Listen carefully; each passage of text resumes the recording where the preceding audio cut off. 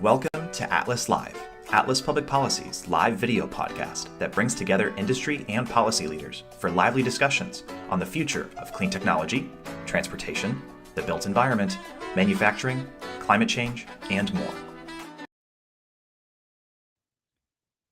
Welcome, everybody, to Atlas Live. I'm your host, Nick Nigro, and I'm joined by Evan Halper from the Washington Post and Jennifer Hiller from the Wall Street Journal. And today we're going to talk about the most popular energy topic in the world these days, it seems, and that's AI and energy innovation and affordability. Welcome to the show, Evan and Jennifer. Thanks so much. Yeah, so everybody's talking about AI. I mean, I know that you guys have been covering it a ton in your publications in the last few years. We had a wonderful conversation in the green room before we got started about all the things that are going on with it. But where do we stand right now in the hype cycle? You know, I'm old enough to remember the last big hype cycle in internet technology, and that was the internet itself back in the early 2000s. And you know, the dot-com boom and followed by the dot-com bust. Where are we in the world of AI when it comes to that? And why don't we start with you, Evan? So I think that's the question that all the reporting is trying to explore. I mean, we're starting to see some of these big energy projects run into trouble, right? I mean, they're running into trouble from local opposition. They're obviously running into trouble from lack of capacity on the grid. They're running into trouble from this idea that they could go behind the meter. And then it turns out that's actually more complicated than some of these developers think. So, that is slowing things down, but that doesn't necessarily mean the demand is not there. Mm-hmm. And so we're constantly trying to understand, okay, these AI companies that have so much money, and you look at, what they're assuming they're going to build, especially, like Anthropic and OpenAI, and the cost of that and who's going to pay for all this. And, it's all based on that they can keep these models going and put more and more energy in and be able to do more and more things. But then if they can't put the energy in, it'll be cheaper for them, but then do they actually have customers? Can they execute what they thought they were going to execute?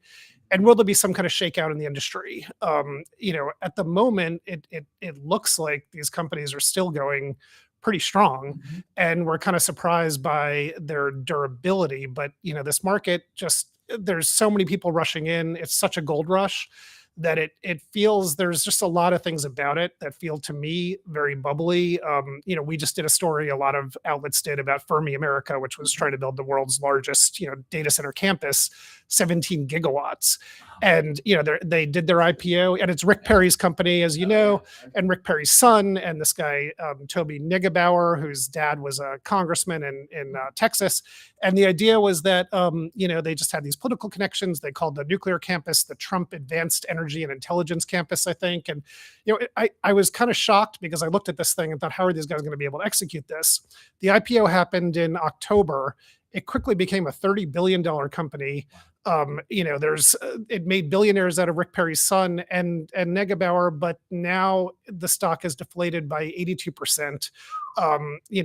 Investors are filing lawsuits. The whole project seems to really be in trouble. CleanView did some really interesting work looking at satellite images and showing construction that was supposed to happen by now hasn't happened. And the question was this just kind of a one-off? These guys bite off more than they can chew, or are we going to start to see more problems? Was that the pets.com of this era so far? Several people said exactly that to me. Yeah, Some people said the Theranos, but yeah. Okay. Oh, that might be worse. Jennifer, what about you? What's your coverage telling you right now? What do you see in terms of where we are in the hype cycle? Yeah, I definitely think we are in a hype cycle and agree with everything that Evan is saying. There's just what appears to be this insatiable demand for energy. And at the same time, there's a lot of questions emerging about the financing of these projects and just whether or not they can actually stay on construction schedules, find all of the materials and engineers and people that they need to pop up these giant campuses. So I feel like we are, going to see an absolute ton of data center infrastructure built. We already have, more data centers than anybody in the world and are sort of ahead on that front. But we're going to see even more. I just think the question is, there's just a huge question over who can actually deliver these giant projects and on what timeline. But as Evan was saying, there seems to be this sort of insatiable demand for electricity. Companies still seem to be all in on this idea. But it is hard to see how all of this gets built in short order. Yeah, I can imagine the race, is gonna have some casualties, if you will, as we did in the last in that dot-com bubble. You mentioned it in your answer here, Jennifer, about where we sit relative to other countries in the world, and why this is so important. I'd love to hear more from you, and then to Evan, about why is this such a important issue to the country and to our global competitiveness, and why do you think that Congress has and the administration have been so supportive of this particular technology? That the government isn't always behind, putting all our eggs in a new technology basket. The clean energy work that we do at Atlas is a good example of that. So what makes this different? Let's start with you, Jennifer. Yeah, I mean, I think the US has something like 40 something percent of the world's data centers. We've got a lot of very successful AI companies. I mean, all the big hyperscalers are based here in the US. So if you sort of look at it from where we sit today, the US is doing great compared to the rest of the world. But there is absolutely kind of an existential sense within the tech industry for sure. And I think for the country, about whoever wins this AI race is kind of going to be the leading power going forward. So there is enormous concern, among the, just everyone in DC about how rapidly China is building, their ability to add energy infrastructure and data center infrastructure quickly, and that the US could be overtaken. So there is this sense of that we are in a race. I think you would probably say the US is winning currently, but things can change. Yeah, it's interesting you talk about China as the primary competitor there. When you relate that to clean energy, the U.S. invented a lot of the battery chemistries that are in use in massive production today, but we don't dominate those supply chains anymore, and we've sort of relinquished that leadership position some years ago. And so, is that what's driving the interest from policymakers? We don't want to lose another race to the future of the economy, Evan? That is, at least those are the talking points. Okay. I mean, and the tech industry has obviously persuaded Washington that this is what we need to be worried about. This is a national security threat. That there's this electron gap. I mean, China's just built so much energy, right? Mhm. And that's what's needed now to feed this AI machine. And understand they're building this energy because they don't have, we talk about permitting reform here. They don't really even have permitting. They just go and build stuff wherever and move people. And, it's complicated when you build all this stuff. Do we really want to look like that? I think this, that narrative that we got to beat China, the tech industry has been hanging everything on it, and it's working with policymakers in Washington, but it is not working in communities in America where they need to build these data centers and the communities don't want them. And I think the communities are pushing back and asking questions that we in the media are asking, like, okay, how much of this really is about, if we don't build this, China's going to get some weapon we don't have, or China's going to get some economic advantage we don't have. And how much of this is like you're building this thing to mine crypto and cat videos, and it's kind of hard to understand the extent to which the build out, how much of it is really, it really puts us at risk national security wise if we don't do it in the way the industry says we need to do it. And I think the industry, and not to get ahead of the conversation here, but their perception of what's going to work in communities seems to be like the same as what's going to work in persuading Washington policymakers to go along with them. And like I said, communities they just are not buying it. Yeah, it's interesting you bring that up, because it's easy when you live in Washington to be stuck in this. Well, I care a lot about national security. That's why I work in public policy, and I live in Washington, D.C. Everyday American families, of course, care about security, but they also care about their wallet and what their environment looks like around where they live. And sometimes those things can trump the issues that the D.C. folks care most about. I want to dive in a little bit more too about this. I don't want to call it NIMBYism, because it's not necessarily consistent across the country about how communities are reacting to these data center builds. The most data center building, it actually happens right near here in Loudoun County.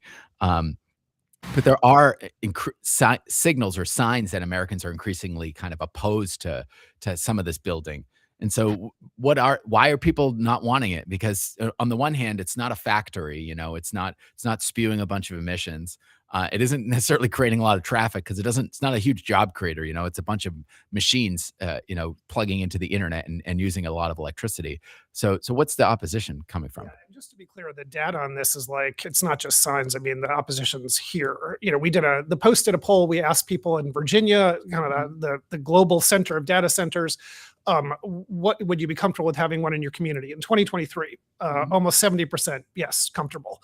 Or it was 60 to 70%. I think it was 70% of Democrats. Now it's 1 in 3 people are comfortable. I mean, you're talking about nuclear reactor territory there. That's the level of comfort people now have with having a data center in the neighborhood.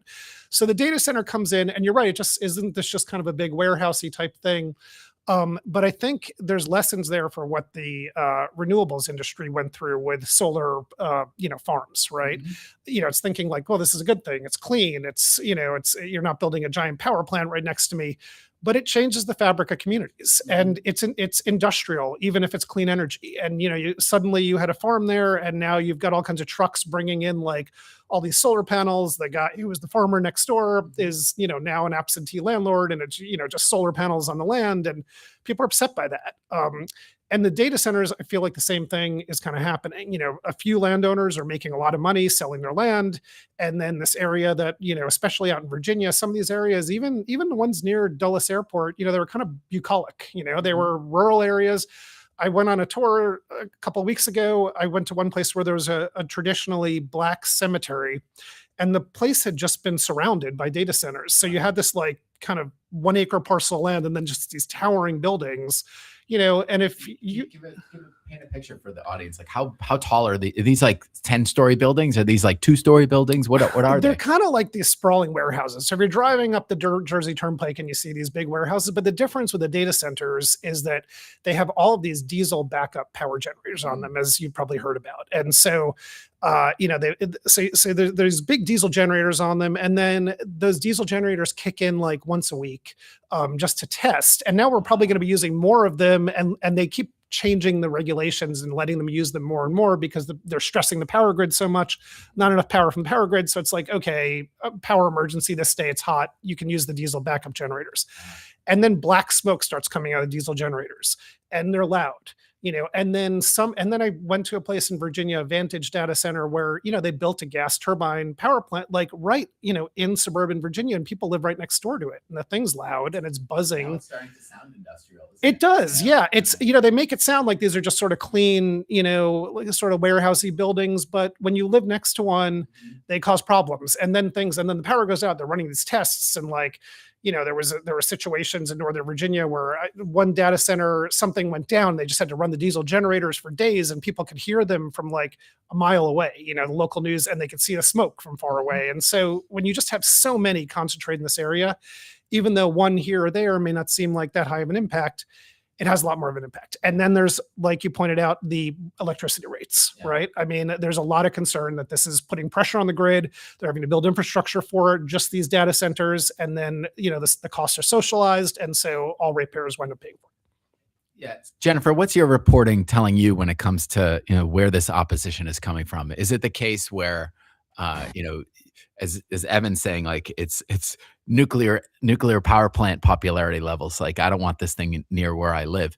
Is this a rational behavior by the consumer because they're seeing what others are seeing, or is this sort of the a reaction to effectively what is now called big tech? Back in the internet.com boom, these were the darlings of the economy. These were startups. These were innovative companies. These were the future of the world. They were building out the pipes of the information superhighway.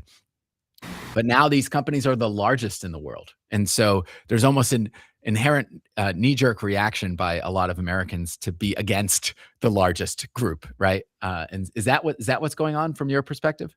I mean, I think there could be a little bit of that you have just really big companies moving in, but these are just enormous projects. And as Evan was saying, the renewables industry ran into this, and visited communities where there was a lot of pushback against renewables, and it's because they started to take thousands and thousands of acres of land, and you could visit with people in certain counties that would have a map of their county and everything that had been leased by a renewables developer, and it was like 60 or 70% of the entire county was planned to become solar farms or batteries or whatever. And so it's like at that point you're going to get community opposition because it can become so overwhelming. And so these data centers are just a lot larger than they used to be. You're talking about hundreds of megawatts, they're talking about gigawatts of power in a lot of cases, and just literally thousands of acres. And that is a very different thing to live next to than like an office building. I mean, the data center from like 10 years ago, you wouldn't really have noticed too much if it was near your neighborhood. But with all of the backup power that they have or the cooling or whatever, people are hearing this. They might be exposed to emissions. And, the industry seems confused by why they're getting some local opposition, but I just don't understand why they would be surprised by this when you go in to a community with just a giant project that is going to change the nature of that community. There's going to be, some people will be in favor of it and some people will be opposed. Just to add to Jennifer's point, I mean, the way they come into communities also is interesting and damaging to what they're trying to do. I mean, interesting. What do you mean by that? well, so they come in with these NDAs, right? So what'll happen is there'll be like a local developer will be pushing the project, and suddenly like a rezoning happened, and then a community's like, wait, this was all farmland. How did this get rezoned? And we didn't even know about this. And then the application for the data center is coming, but if it's a Google or an Amazon project, you don't know it's Google or Amazon. It's still the local developer because. Why don't you know it's? So what has happened is the tech company, they're called hyperscalers in this case, right? If you're building a big data center. So the hyperscaler, which is usually one of the 5 big tech companies, they've come in and they've asked the city manager to sign a non-disclosure agreement. Basically, and the reason they say they have to do this is because if Google says we're coming to the community, the price of land goes up 10 times, and okay, understandable. But suddenly the community, everyone's angry that things were rezoned. Then they hear there was an NDA signed, and actually the city council's been talking to Google this whole time, and city council's like, no, we're making the best deal possible, and you're gonna have plenty of time to hear about this and talk about it, and like it'll be all be before we vote, you'll know what's going on. But the train's left the station by then. I mean, you these kinds of projects you need to have grassroots support. The city council, they've been talking to Google and no one else throughout, and no one can even rebut what Google's telling them. And then suddenly, Google's gotten to the point where they're comfortable putting their name on it because they think this is all going to happen, and they're bringing it to a vote. At that point, the community is so angry that they're seeing kind of things that are happening, but aren't able to see what tech companies involved. And it just, it's just fed into this anger, and it feeds into even some, conspiracy theories about like what's going on. And when the other side isn't there to be able to, you just have some local developer who came out of nowhere to suddenly develop this 800-acre campus that, they're not going to be the ones using.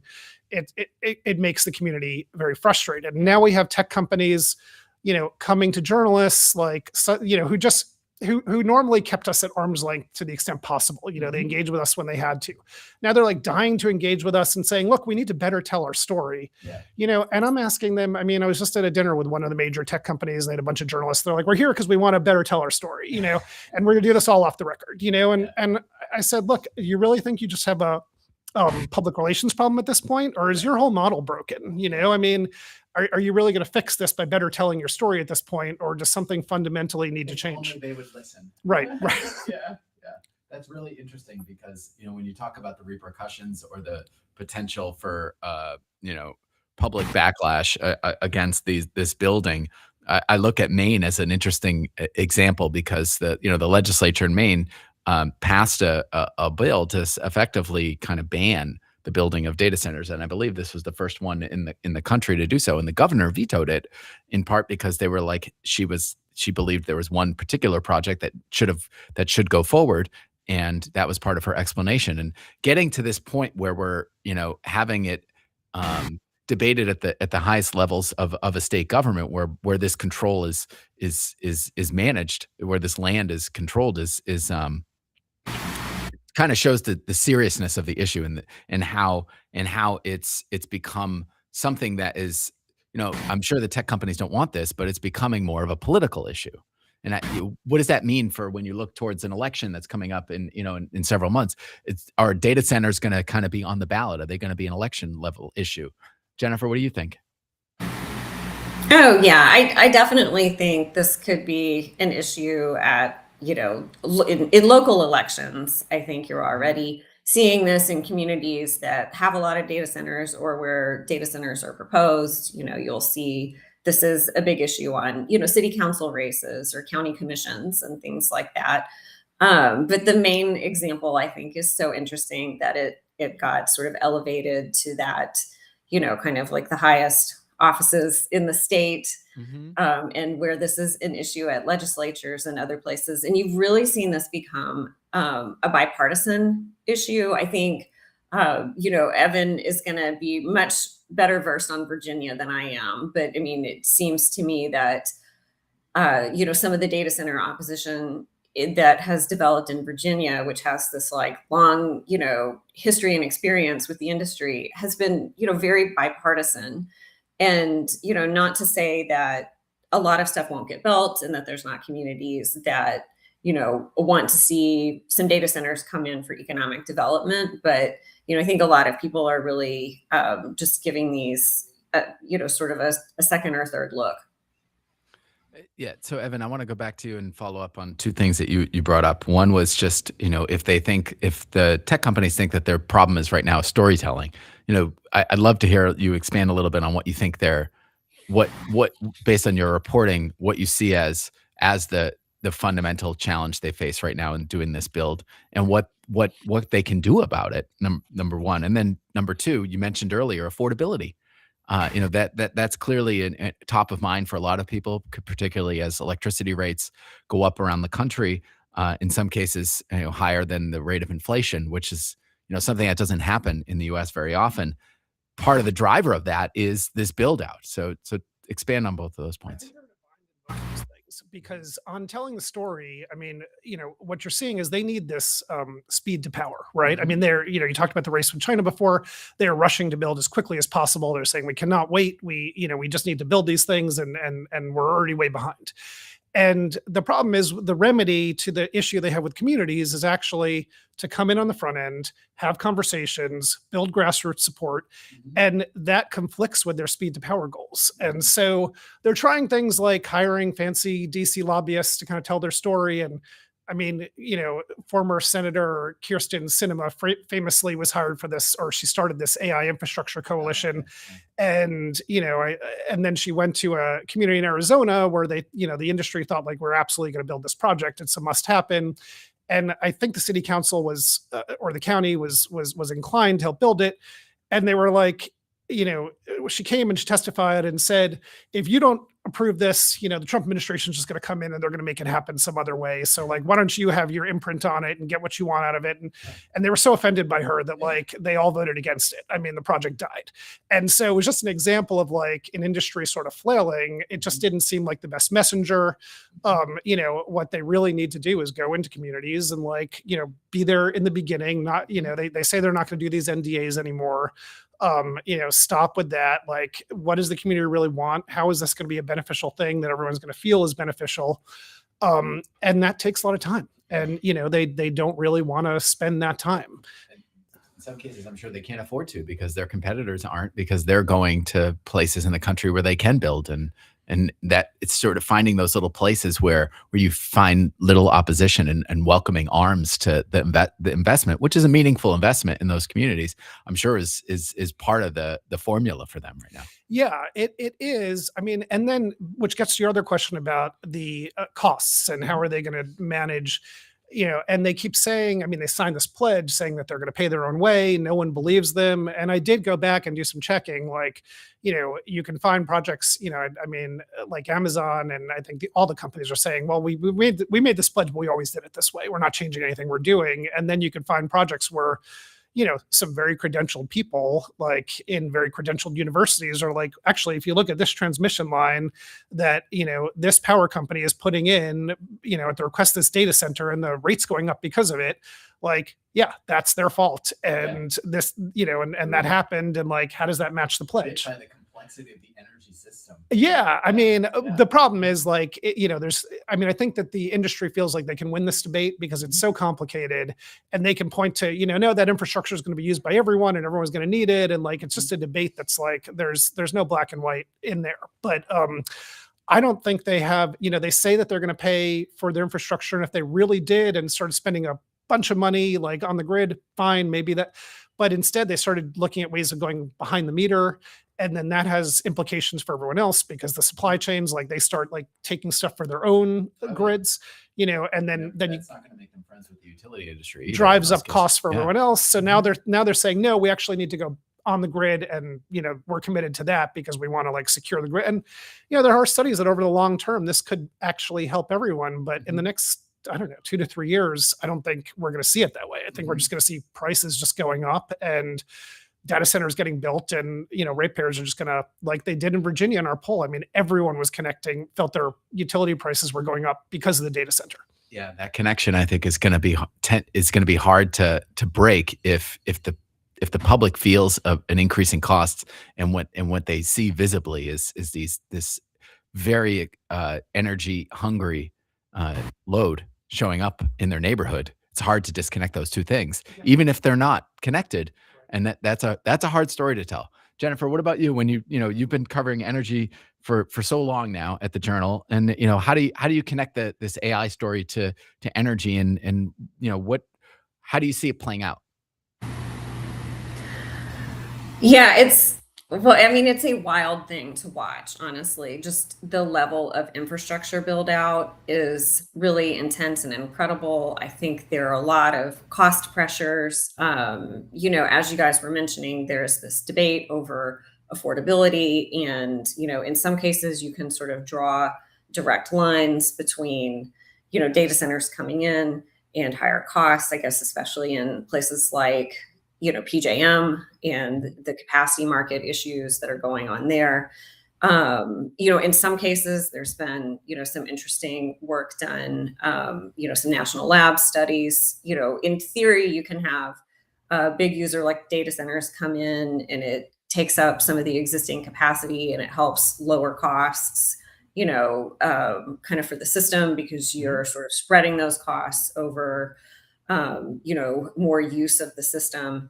And, there have been a few places where costs have come down or didn't go up as much as they otherwise would have, for other consumers because of data centers. But it seems like you have to thread that just exactly right. And, it's very easy to make those high level promises to say, we are going to pay our own way and carry our own costs. But like, really, these decisions are made kind of location by location and across like literally thousands of utility rate cases, and at state commissions, and in direct agreements that utilities might be making with data center companies. So it can be very opaque to figure out, are people really paying their way or not?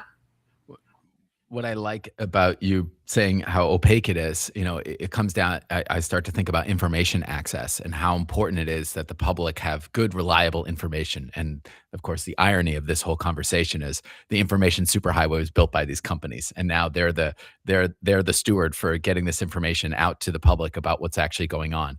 But it's very complicated, as you mentioned. There's you could have one company whose data center lowers the average cost of delivering electricity, which can put downward pressure on electricity rates. A great story to tell. But if the rates still go up because of other factors, it's going to be hard for the public to separate those two. So the last question I have for you both, and we'll start with you, Jennifer, is the role of journalism, your role in helping shape that public discourse around the energy and the AI issues we've been talking about today? I just think it's such an important and interesting story right now to help people figure out what the heck is going on out there. It's incredibly confusing, the pace of change that we're talking about in terms of building all of this infrastructure and the potential impact on the grid is enormous. And these are investments that utilities might be making that will take, these things take decades to pay off. And so if it's not done right, if there's an overbuild, those costs can come back onto all other customers down the line. So the risk for other utility customers is very high right now. Yeah, I would agree with everything she said. I mean, I think that, this is one of the most interesting things about this for me in reporting this is like when we've talked to communities and we go to places, they're just shocked by what hit them. So on the ground, all these places, a lot of parts of the country are experiencing this. And so telling that story is important so people know what the stakes are here. But yeah, there's a lot. I don't think people still realize how big this is, how much this could change things, how, our energy consumption and demand has been relatively flat for, decades.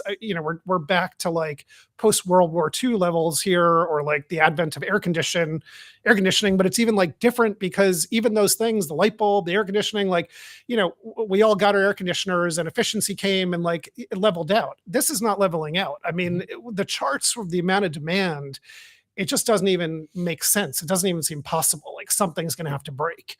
And there's just going to be all kinds of public policy decisions to make along the way and all kinds of economic factors.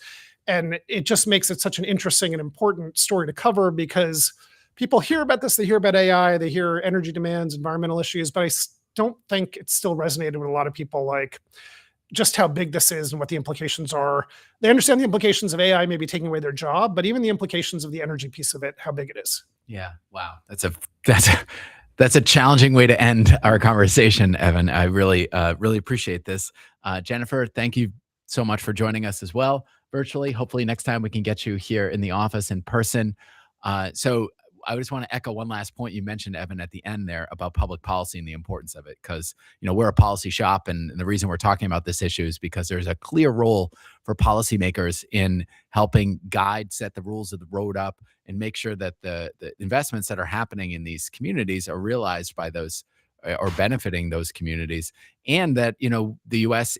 puts itself in a good position to compete for the future of AI, because I personally, Atlas, we certainly agree that the winners of this AI race are going to have a large influence over the world economy in the coming decades. So it's important that we play our role, but we've got to do it right. And the American way is not going to be fast and easy. It's going to be multifaceted. It's going to be complicated. It's going to be in some ways locally controlled, and that's the system of government we have, and that's why policy is going to be so important. So thanks again for both of you joining me today on Atlas Live. We'll be back again soon with another episode. Have a nice day.